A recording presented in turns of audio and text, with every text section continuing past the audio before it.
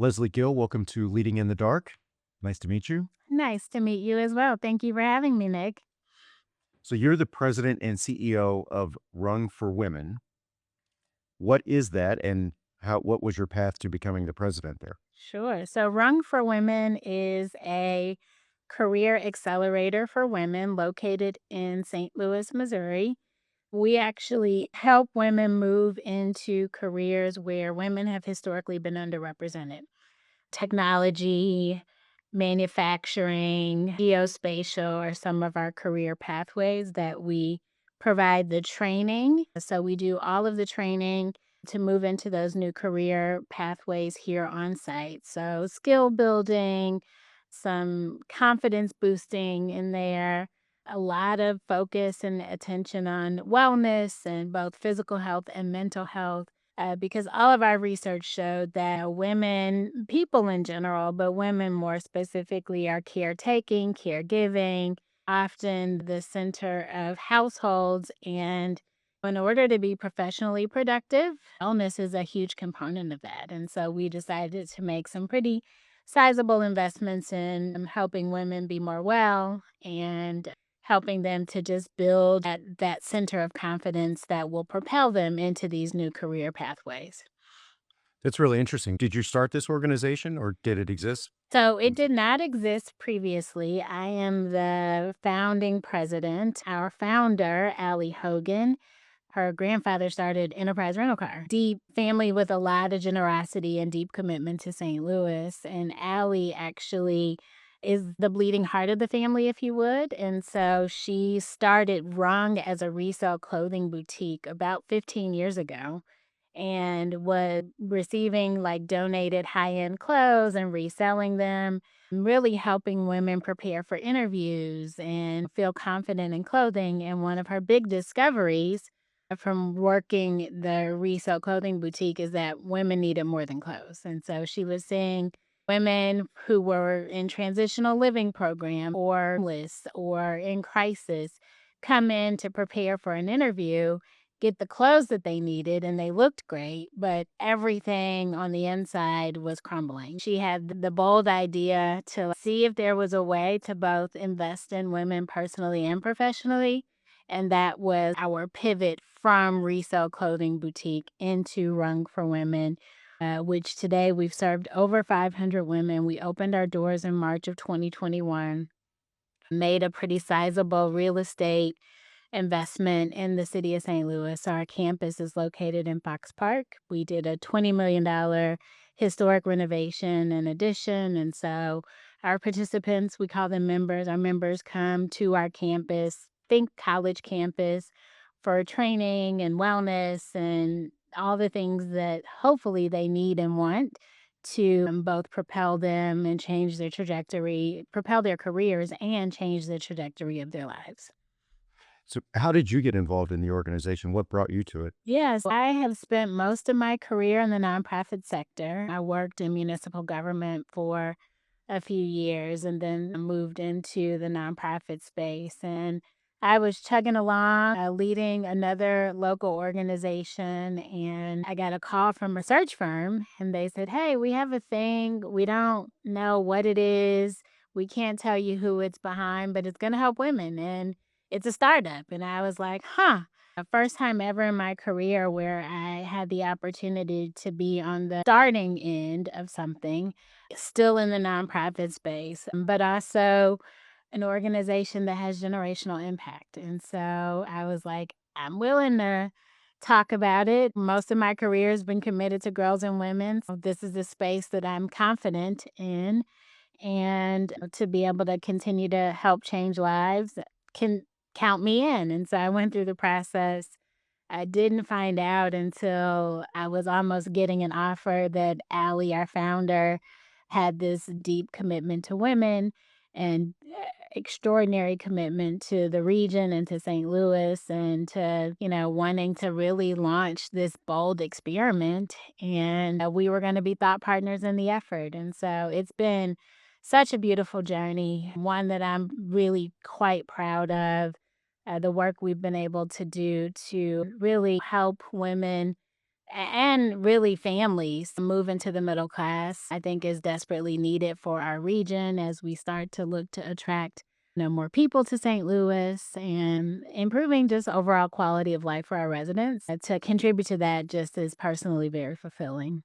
I would imagine so. When you joined the organization, were you like person number one? I was person, And there, yeah, so nothing had been created. So nope. so tell me more about that. Talk me through what you did to get it off the ground. Yeah, all I had was like 2 or 3 sentences from Allie around her vision. Like, "I just want a place where women can come and grow personally and professionally." Huh, what does that really mean? And how do we operationalize that? How do we monetize that? Like, all the things that go into starting a business. I really just spent the better part of 18 months. So, I started in November of 2017.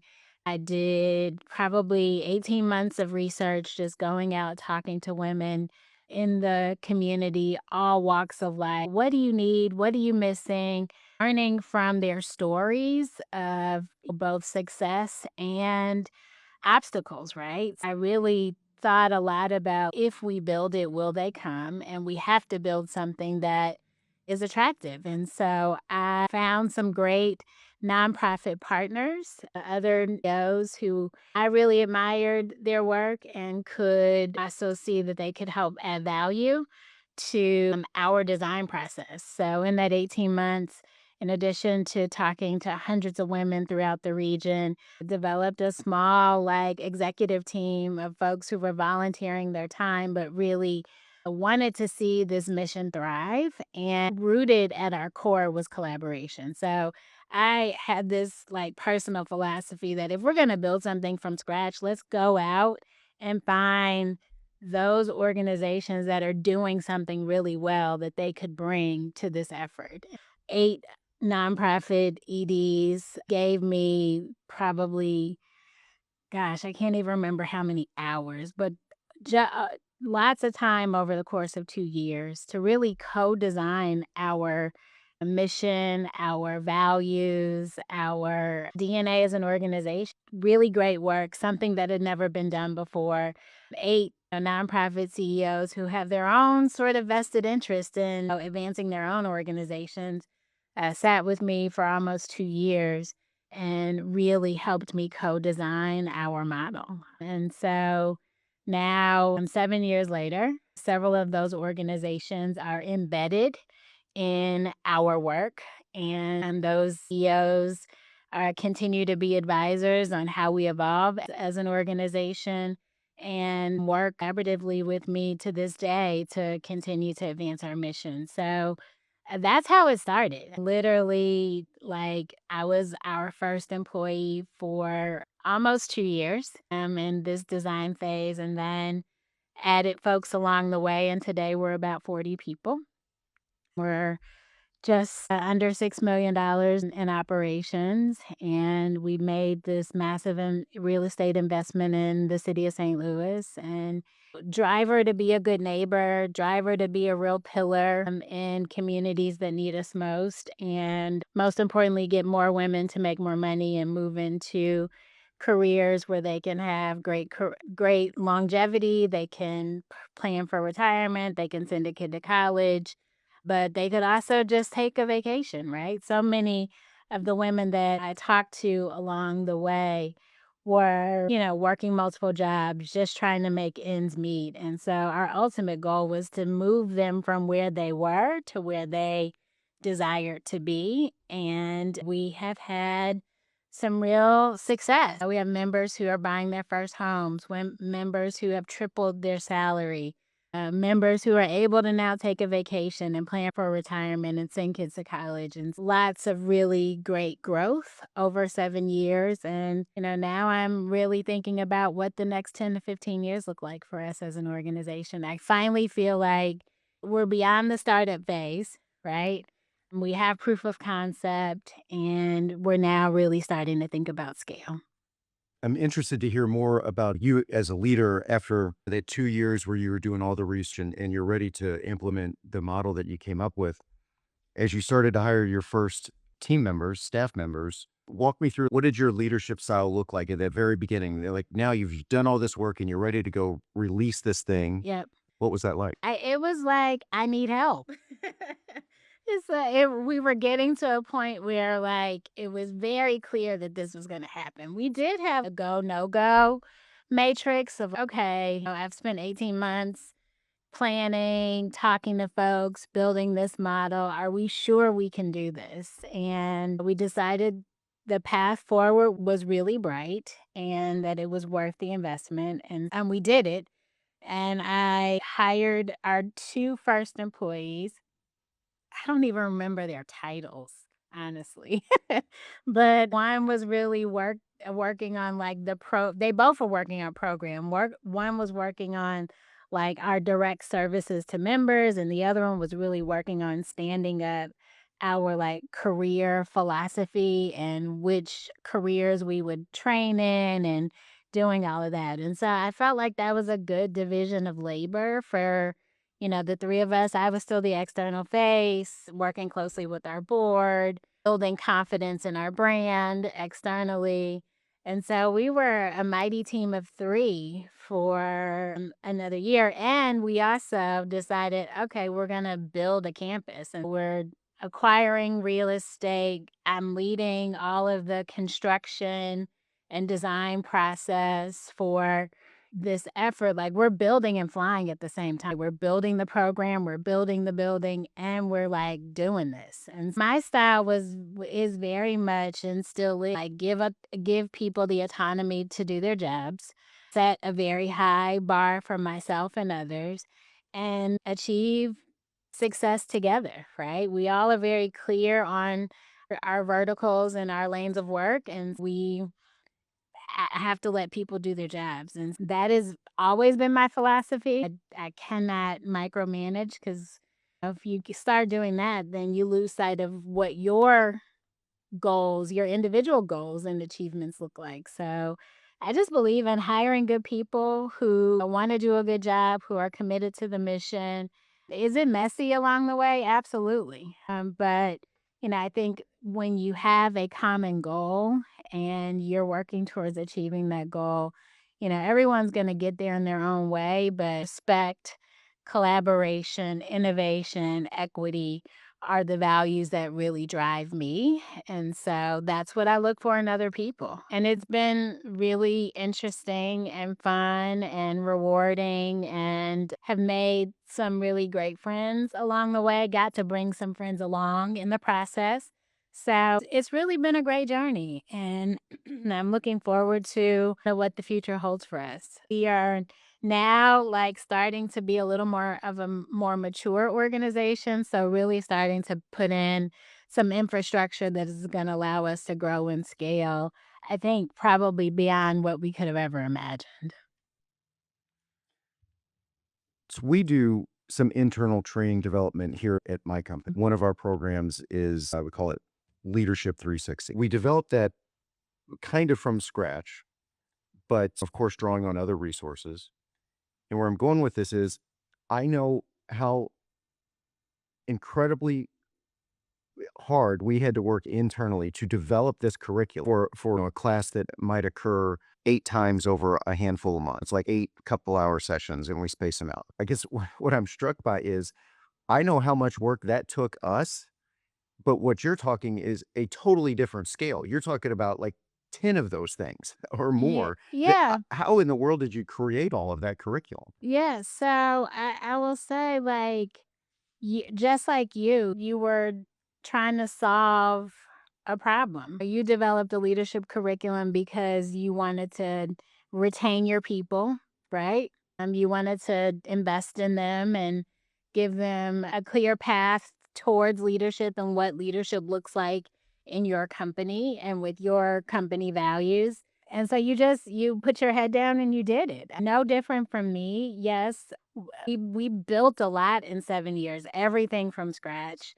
But we had some great partners like Maryville University. Maryville was like our initial partner in developing our geospatial curriculum. So we had the first women in geospatial curriculum. We trained some like career changers, women who were like, oh, I'll take a chance on this. I don't know what it is. I've never even heard of geospatial. I'm interested in change. I want to do something different. Technology seems interesting to me. They took a chance on us. But so did Maryville, right? Maryville was like, hey, we're nimble enough where we can work with you to co design this thing. And if it works, then we'll be able to help scale it too. And so there were lots of conversations like that. Maryville is one. As our team was growing, we really started to look at platforms that were more robust, right? So the Maryville sort of curriculum effort was central to geospatial.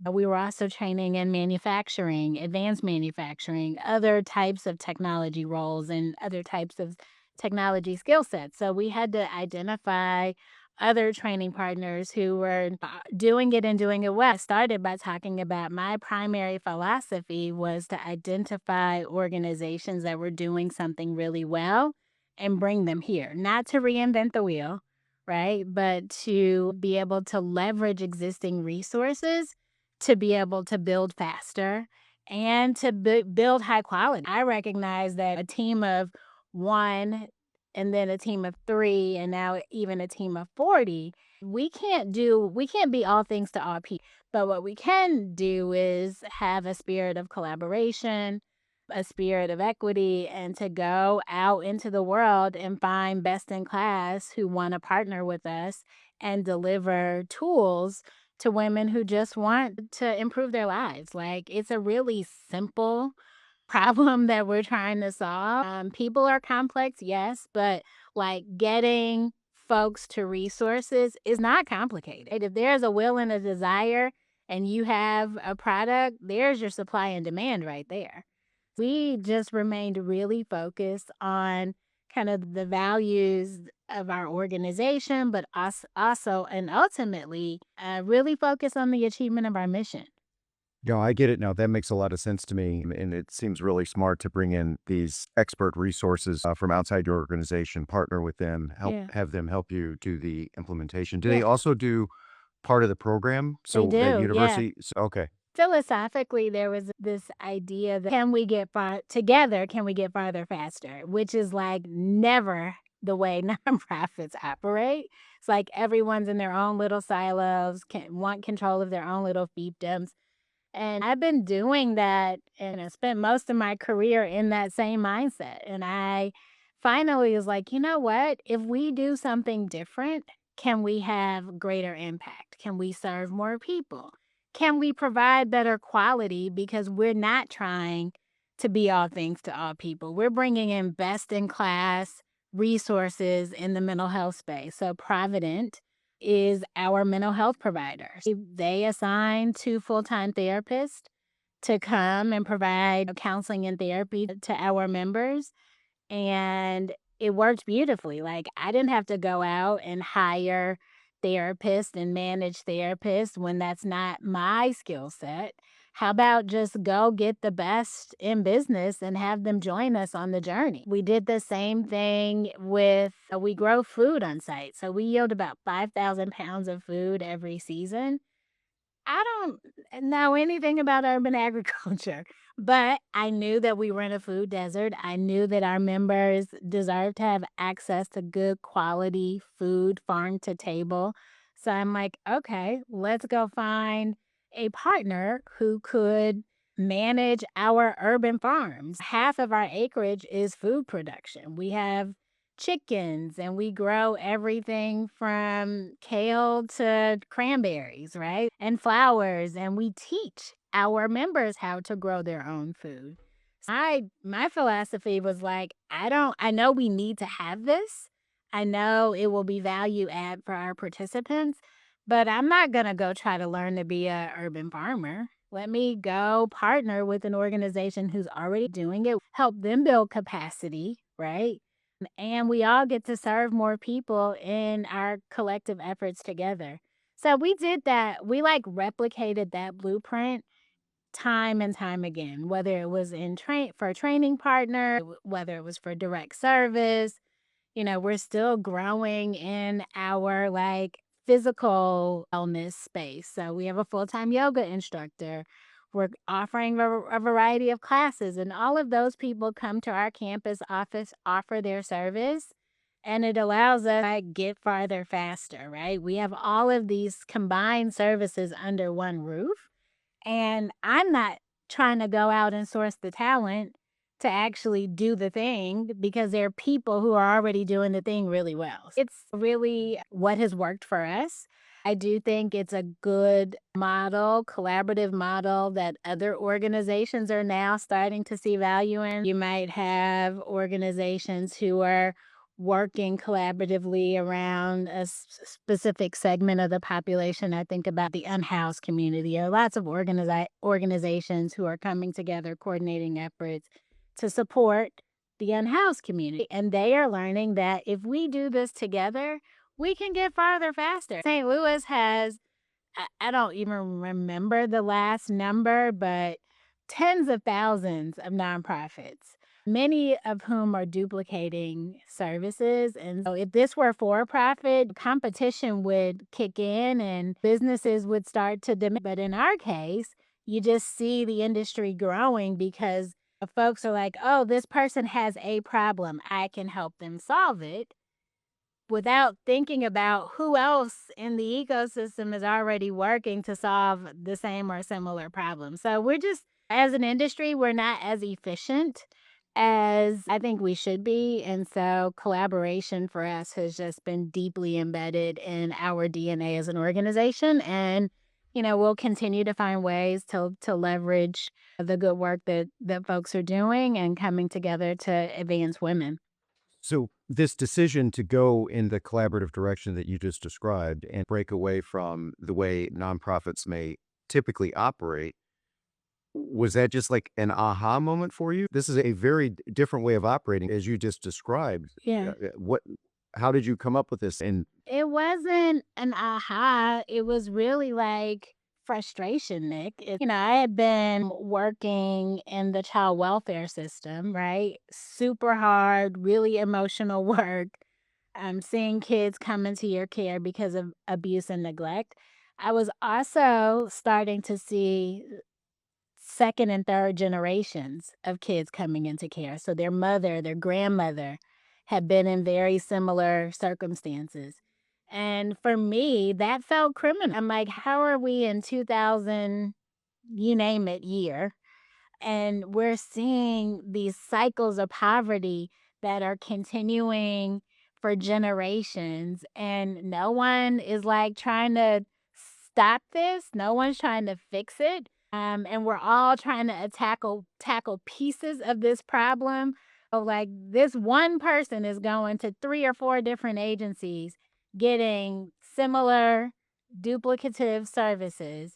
Like, why wouldn't we all just come together and really try to break the cycle of poverty for this family? One agency's working with mom, one agency's working with the kid. And it just is so inefficient. So for me, when I had the opportunity to build something from scratch in thought partnership with Allie, I'm like, we're going to break the mold. We're going to do something that is bold. It's going to be an experiment, but I think it can work, right? Because all of the other evidence is telling us that no one's breaking the cycle of poverty. People are still stuck where they've been. Giving them like one box of food is not going to solve the problem.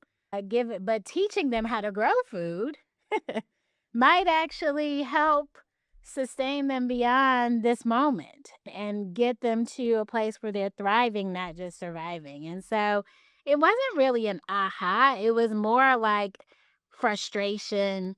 I think seeing so much inefficiency in our industry and like now seeing second and third generations coming through this cycle. And I'm like, how are we not fixing this? And the desire to like want to fix it in my lifetime. I'm like, we can do this. This is possible. And thankfully, I had an amazing partner and our founder who also had the same commitment, the same drive, the same desire, and had the resources to say, okay, we're going to fund collaboration. We're going to fund this in a way that really does try to prove that our hypothesis is accurate and that together we can get farther faster. We can get people out of poverty. We can get women into high wage jobs that don't require a bachelor's degree, where men have historically dominated those fields. Like we can do all of these things and show proof that the region is better, the region is healthier, that families are stronger because we're moving them farther from the cliff of spiraling back into poverty. Right? We're getting them up that rung of the economic opportunity ladder that is going to move them farther from where they've been. So it was just a real clear, it was a very clear direction. And I think just a real will to want to get it done. Often when somebody has such a bold idea that is clearly counter to the way things have been done before, people will tell you, "Oh, you can't do that. It can't be done that way. That's not gonna work." So were you getting that type of feedback? Yeah, yeah, and we still get it. We still get questions around the fidelity of our model and are you really getting women into jobs? Are they making more money? Yes and yes, and they're buying homes and they're healthier and their families are thriving. So we still get all of the crabs in a barrel mindsets, but it really just motivates us to like want to do more, right? Because like our community deserves it. Our people, we should have healthy communities. We should have thriving. Everyone should thrive, not just those that have been by birth put on a path of thriving. Everyone deserves to have access to opportunity.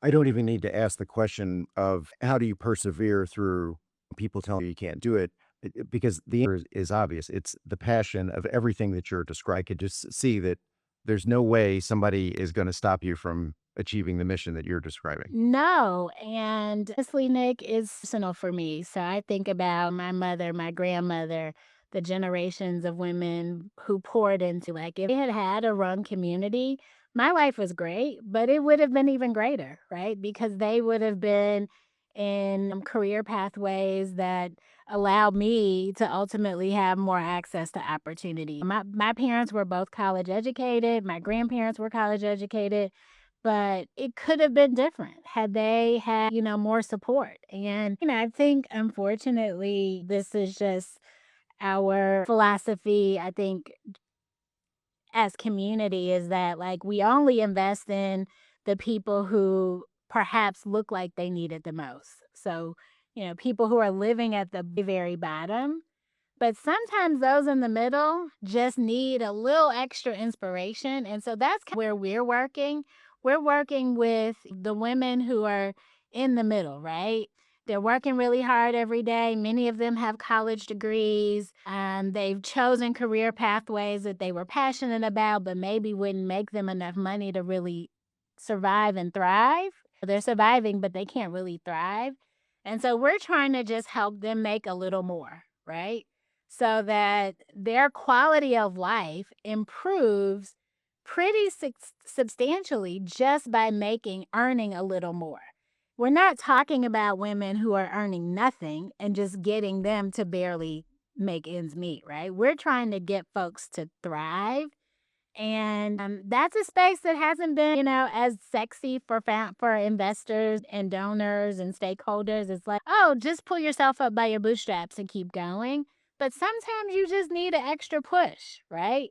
Sometimes you just need access to learn a new skill so that you can go for that promotion. You can go switch careers and move into something that you're truly passionate about. And so that's what we're doing. And it's not as heavy of a lift, right? When you're already working with people who are intrinsically motivated to want to change their lives, like the desire to help is so easy because they want it more than you do. As opposed to working with folks who maybe are like, I just need to get out of this immediate issue that's keeping me back just so I can stand on my own 2 feet. A little different, but certainly a space that we found to be necessary. Well, that's a really interesting point, about a lot of effort is put towards people that might appear that they really need help. And of course, they should be helped. Yeah. But then also, I've never thought about it the way you described it. There's the next tier of folks that if you just give them the right amount of little encouragement, you can dramatically change their lives, and rising tide floats all boats. So you help them, you're probably it's gonna have It's gonna flow downstream. exactly. Yes. What to say it a different way, oftentimes, like, stopping the bleeds is what feels most necessary, right? You're hungry, I'll give you food. You're unhoused, I'll provide shelter. Like, those immediate things that will stop the bleeding. But think about the person who's working multiple jobs, maybe doing gig, maybe working service industry. If you give them a chance to get from where they are to, like, the next rung on the ladder by just saying, "Hey, here's an opportunity to work a full-time job, 9 to 5. You're gonna get benefits, you're gonna be able to save for retirement, you're gonna have a clear pathway to what success looks like because we're gonna make sure you get with a company that has growth potential for you." Think about how, like, that just changes your outlook on life, right? It gives you more time to spend with your family, right? It gives you more time to invest in yourself. And it's the things that, like, those of us who have amassed some level of success, we take for granted, right? Like, oh, I get the luxury to get up every morning and take an hour out of my day and go exercise. But if I were the single mom who worked until midnight, has to get up at 6 a.m. to get kids to where they're going so I can get to work by 7 a.m. to do 12 hours here, then I got to do another 6 hours once I leave here.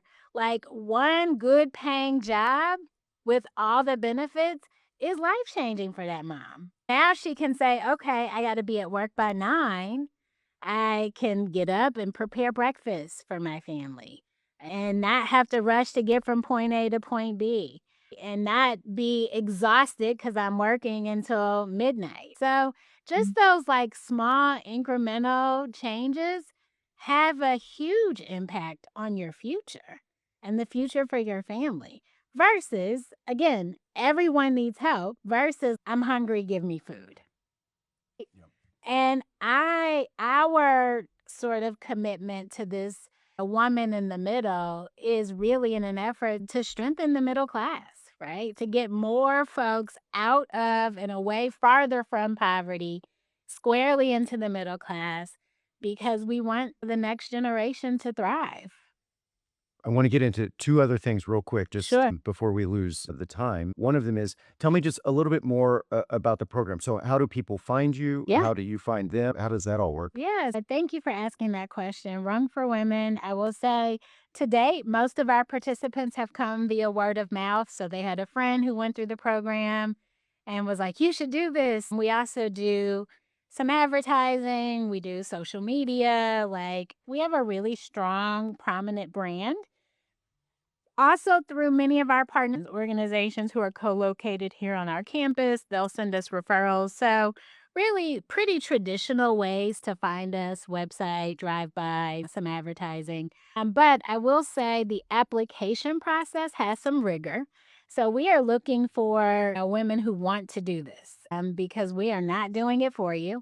The time commitment is about 1 year, and it's about 10 to 15 hours a week for up to a year, depending on your career pathway that you select. So it's a pretty sizable investment of time, but it doesn't cost the participant anything. So all of our services are free.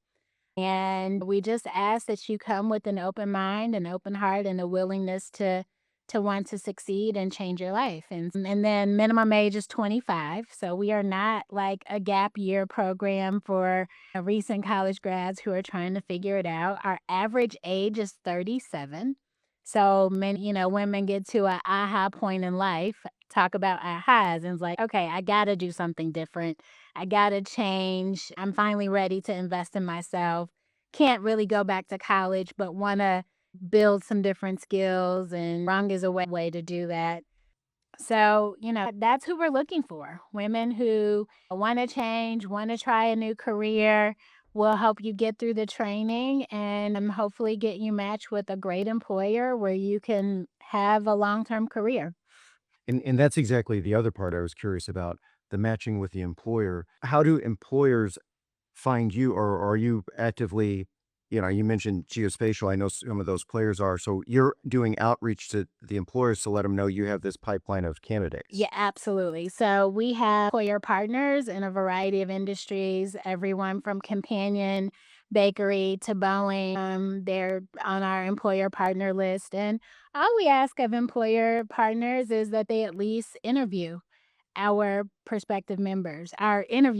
members as prospective employees. And that is part of the relationship work that we do to ensure that our members have at least access to opportunities. We're not guaranteeing that we're going to get you a job, but we will provide access to employers, get you in front of employers, hopefully minimizing some of the effort that it takes to get your foot in the door. So we're able to help facilitate some of those conversations. But ultimately, you got to interview, you got to get the job, you got to get the offer, and you got to perform once you get there. And we are like the Better Business Bureau for talent, right? We can guarantee you that women that have gone through our program are ready and willing to work. They're going to show up, they're going to be reliable. But people are people and life happens, right? And so we also want to work with employers to make sure that the conditions are great for women, right? We want employers who have good benefits and family friendly benefits and spaces that create belonging and acceptance. And especially when you think about like manufacturing, the old days of our grandparents' manufacturing facilities are gone. And now they're clean and bright and airy and heavy technology. And so we want to make sure that those cultures are accepting of women because we know that historically it has been men's work, right? And so we're talking to employers and helping employers be better as well. So just like our members, we want employers to be great places to work. Leslie, what an amazing story and organization. Again, the passion that you have for it is clear and obvious. You seem like the perfect person for Thank you. this. Thanks, Nick. I appreciate that. So I always ask folks kind of in summary, is there one particular thing you would like folks to take away from this conversation? Ooh, one thing I would say this notion that we really do need to start paying attention to people who are living in the middle, right? Because, like I said, that small incremental effort goes so far for folks who are working hard, trying even harder. And sometimes life just happens and you just need a little extra inspiration or you need just the extra boost of confidence, right? And so I think that space in the middle that we often overlook is so critically important. Now, for your listeners, if I just always like to encourage, talk to the person sitting next to you. Sometimes you'd be surprised it's the person right next to you that just needs that extra bit of inspiration. And I think still some of the remnants of COVID is like our unwillingness maybe to like even lean into who's sitting next to us and what do they need and how can I help. We'll get there, but that would my word of encouragement is to focus on those who are really in the middle, working the hardest, but sometimes just can't get to where they want to go. That's a great message and definitely gives me something to think about a little bit differently. So I Yeah, really appreciate you of course. sharing that story. Of And course. again, congratulations on what you've created. I had not heard this story before. I'm so glad to have heard it, and now other people. Awesome. Congratulations. Well, thank you so much. Come visit us, Rung for Women, RUNGFOR women.org. We're located on Sydney Street in Fox Park. So if you're in St. Louis, I would love to have you visit our campus and see our work in action. That's great, Leslie. Thanks for your time today. Of course. Thank you.